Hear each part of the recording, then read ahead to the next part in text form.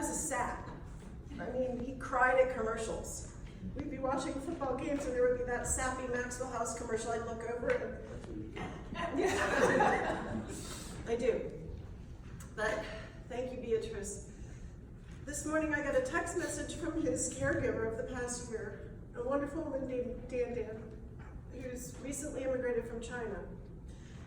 And Dan wanted to be here today, but she recently gave birth to a baby, a girl named Allie. But she wrote to me and she said that Dad was really the first person who showed her what big love meant, and she thought he was so open-hearted.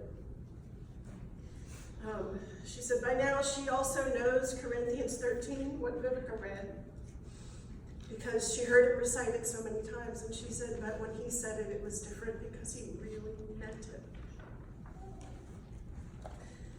Okay, so hopefully that was, anyway, there are a couple pieces in here that's going to get tough.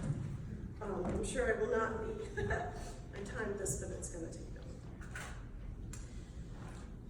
All right, so when I was 5, I remember going with my mother to buy shoes. This is a very clear memory. I remember trying on a pair of red leather shoes with some sort of fringe on top. What I really wanted were a pair of go-go boots and shiny patent leather with a little stacked heel. My older cousin Mary Beth had a pair, and I really wanted them because she was so cool. But then Mom said, Mom said, those are great. And I said, they're so plain. She said, but they're red, and that's Daddy's favorite color. And he's going to love the fringe. And that was all I needed to hear. I wanted to wear Daddy's favorite color. When I showed him the shoes to him the next day and I asked about his favorite color, he duly confirmed that red was his favorite color. I think I was a little confused a couple years later when Peter asked Dad what his favorite color was, and he said blue. I didn't get too upset though. By then I had my own go-go boots. It was all okay. The truth is, and this is not a spoiler alert, Dad did not have much of an eye for fashion. But he always played along with whatever game Mom had up her sleeve. I learned to love green beans because Dad and awed over how much he loved green beans. Though I never really could follow up with the liver and onions. I never did that. Throughout my life, it mattered what my dad thought. I always wanted to impress my mom, but it meant a lot to know she was proud of me, proud of us. That's why we competed together for so many years. Was she prouder of you or than me? But anyway, we knew she was proud of us, and that mattered. But with Dad, I wanted to know what he thought about the world. When I struggled with my faith, he was there to talk it through. Never in a judging or proselytizing way. Dad was well-read in theology. I remember he would have debates with Aunt Sister Helen. And he had some insights on faith and theology, but mostly he would just simply share the way he thought or felt about his faith and about spirituality and about community. Because for Dad, that was all tied up together. Community was really important to him, as was this church. He served as the head of consistory here for years. He was in the choir. I don't know why you all let him in the choir, but he was in the choir. And he loved to sing and he loved music. And this church is what he missed most when he left Hershey, this community. Dad was drawn to the United Church of Christ as a teenager. His mom didn't make him go. Kind of odd, because I made my kids go, but nobody made him go. He just went. He went with a friend. And somehow he was drawn into the church on his own. And when he moved to Maryland, we started going to the United Church of Christ in Maryland. But Dad was ecumenical. It meant everything to him to read the X bar mitzvah. And he spent a lot of hours memorizing Invictus for Maxwell. And Dad Dad also helped raise us in the Catholic Church.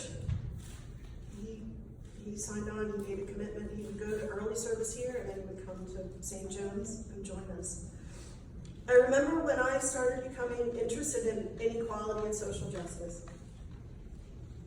We were at the lake, and I was reading Wendell Berry's Home Economics.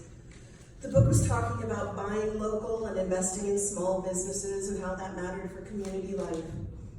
That weekend, we had to go buy a rake for some reason. We could have pulled one off the shelf at the National Chain Store down the street, but we went to Altamos's in town. When we got there, they didn't have any rakes. Well, they had rakes, they had rake heads, and they had handles, but you had to assemble your rake for some reason. This is the Stone Ages, this is back in the 80s, I don't know how to explain it. But while the clerk went to assemble our rake, we sat down on some bags of seed and we talked about how this probably was not all that efficient, but we really appreciated how many more people were employed there and how attentive the guy was. It was a community experience, and that meant something.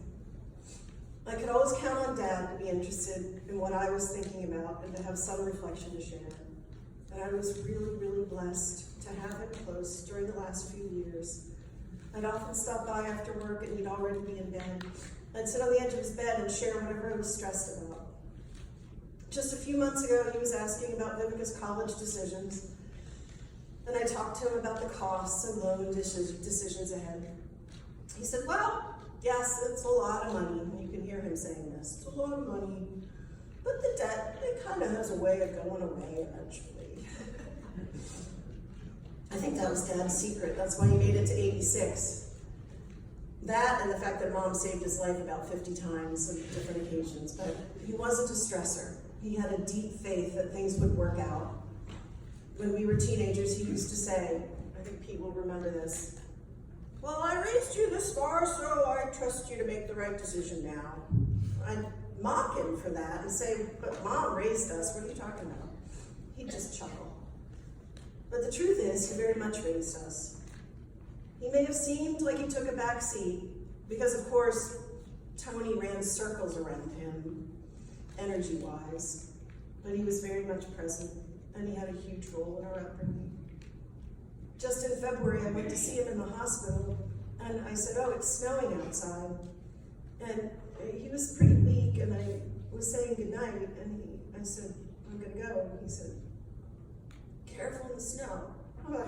It's like, you're still parenting me? I'm 54 years old. He said, yes, I will still parent you.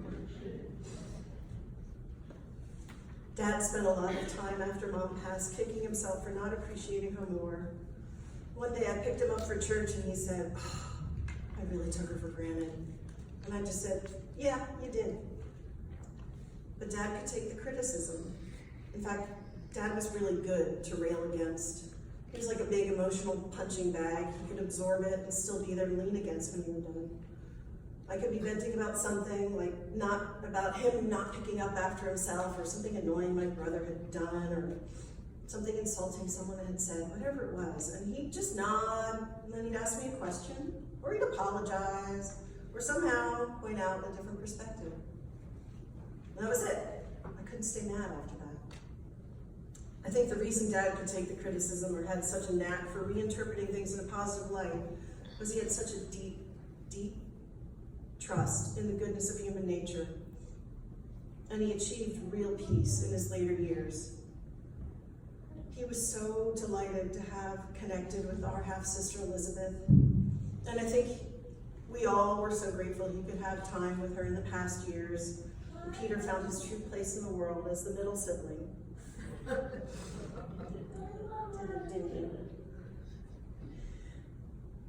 The trip to Newfoundland last August was a huge highlight for him. The picture on the program is from that. Family was everything for Dad, and he loved his phone calls to Aunt Joan, Aunt Joyce, Uncle Gordy. Dan would show up and she'd get him on the phone with them and he'd talk. I think Aunt Joan sometimes didn't know what he was talking about, but she'd listen and she'd talk. She'd say, are you doing your exercises? He'd be like, I'm trying. He wanted to stay fit. He wanted to make it to Vivica's graduation from college, another 4 years. Even as Dad struggled more and more with his physical condition, he managed to connect with those around him. The caregivers would often hang out in his apartment. He couldn't see them, but he'd memorize their names, and he'd always ask about their families or their home countries. Whenever a new one came, he'd be like, "Judy, did you meet Tababa? She's from Ethiopia." He'd always be so pleased once he'd mastered a new name like that.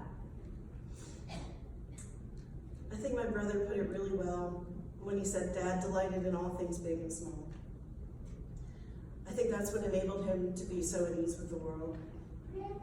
On that note, I wanted to close with the Wendellberry poem that Dad and I discovered that summer at the lake, which used to be pinned to Mom and Dad's fridge for years. It's in your program.